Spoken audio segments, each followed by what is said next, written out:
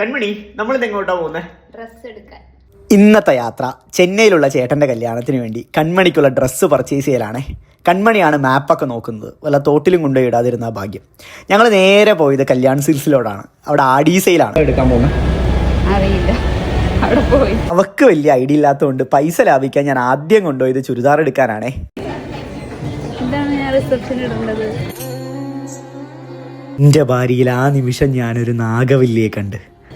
അധികം വാശി പിടിച്ച അവിടെ നിന്ന് അവൾ എൻ്റെ ചോര കുടിക്കുന്നു മനസ്സിലാക്കിയപ്പോൾ നേരെ അവൾ പറഞ്ഞ പോലെ തന്നെ ധാവണി എടുക്കാൻ കൊണ്ടുപോയി. അവൾക്ക് ധാവണി തന്നെ വേണം. അപ്പം ആദ്യം ഒരു കറുപ്പ് ധാവണി എടുത്ത് എല്ലാം സെറ്റാക്കി അവിടെയുള്ള ചേച്ചി ഉടുത്ത് കാണിച്ചു കൊടുത്തു.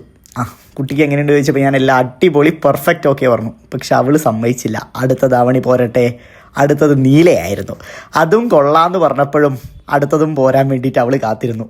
ഞാൻ പാവം പോസ്റ്റ് അടിച്ചിരുന്നു. നെക്സ്റ്റ് വൺ ചോപ്പ് എങ്ങനെയുണ്ട്? അതും കിടിലെന്ന് ഞാൻ പറഞ്ഞു.